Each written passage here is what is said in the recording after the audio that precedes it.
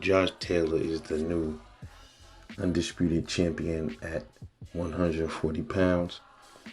Go watch my prediction videos. I actually made 2 prediction videos for this fight.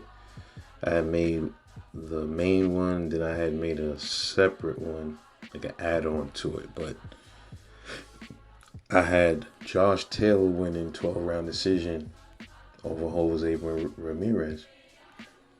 A lot of people didn't think that was even the case. They thought that Jose Ramirez was going to knock Josh Taylor out. I said, there's no way that's happening. Josh, you're too strong. You're too fast for him. He's just got the better footwork. Everything. He's just all around better fighter, man. Not taking nothing from Jose Ramirez, but it's just what it is. And I want me some nice little change, you know. Yeah. But let's talk about the fight real quick. We had a banging ass fight, man. It was a bang out from the opening bell to the end. And early on in the fight, it was kind of competitive. You had Jose Ramirez, man. He seemed like his engine was pretty strong. He's attacking Josh to the body. It looked like one of the rounds he hurt him to the body, but Josh shook it off. Then round 6, I believe, Jose Ramirez overcompensated his punches, like I told people.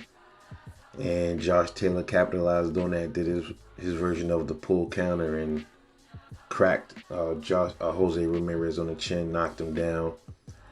He was wobbly getting up. I thought at one point it looked like he wasn't going to get back up from that shit, because like he tried to get up and he kind of like fell back. I'm like, oh shit, he's done. But he got back up, rallied, fought through that. And then I think he got knocked down again. I think round 8. I'm not sure if it was round 8. Got knocked down again. Kept his hands down. That shit was kind of similar to like, Floyd Mayweather when he knocked down Victor Ortiz. It kind of looked almost like that. It's always protect yourself at all times, man. This ain't the amateurs no more. This is the pros. It's the big boys. You got to know what you're doing. And Josh Taylor took advantage of that, knocked him down. So right there, I was like, all right, this is the beginning of the end for Jose Ramirez, man. And at one point, I thought he was going to get stopped.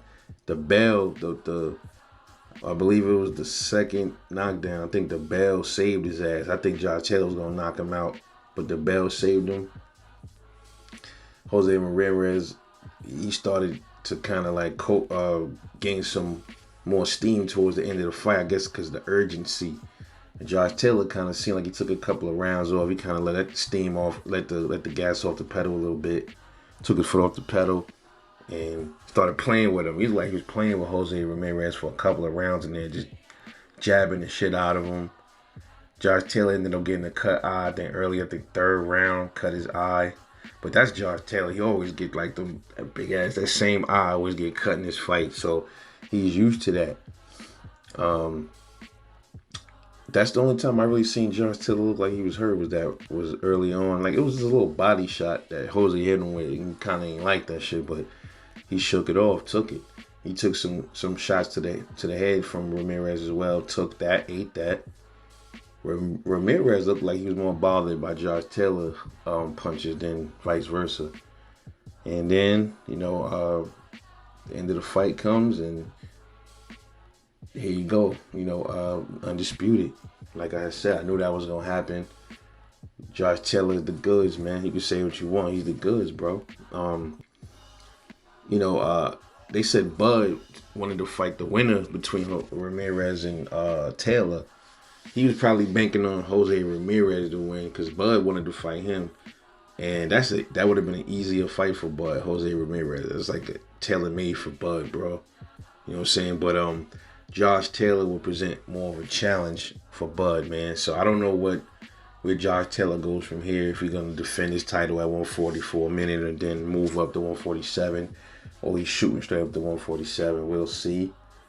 Because people are talking about Terrence Crawford is more than likely going to line up a fight with Josh Taylor sometime this year, which is sad because we already know the fight that we wanted to see, but that's not going to happen.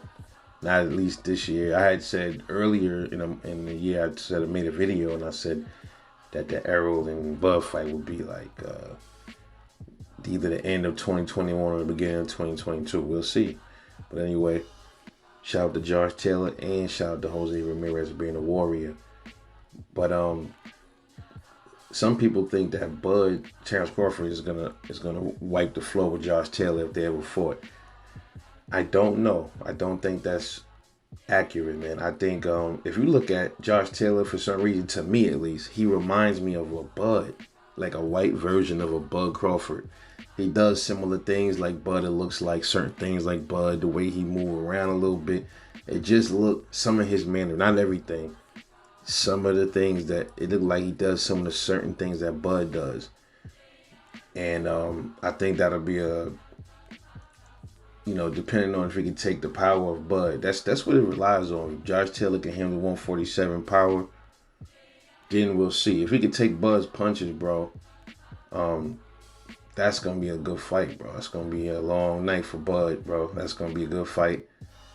And if Bud's punch volume is better, I think I got Bud winning that fight still, but he gonna give him a run though if he can take his punches. If he can't take his punches, Bud gonna get him up out of there. That's a pretty difficult fight to kind of like predict, but if I had to make the option early, man, I would say Terrence Crawford would probably win that fight by decision. But yeah, man, let's see what's the next move from Josh Taylor. He looked good out there, man. This is what you call boxing. So let me know what you think about this fight. What did you think? Where does Jose Ramirez go from here? Where does Josh Taylor go from here? Drop a comment, like and subscribe. Catch y'all later on the next one, man. Peace.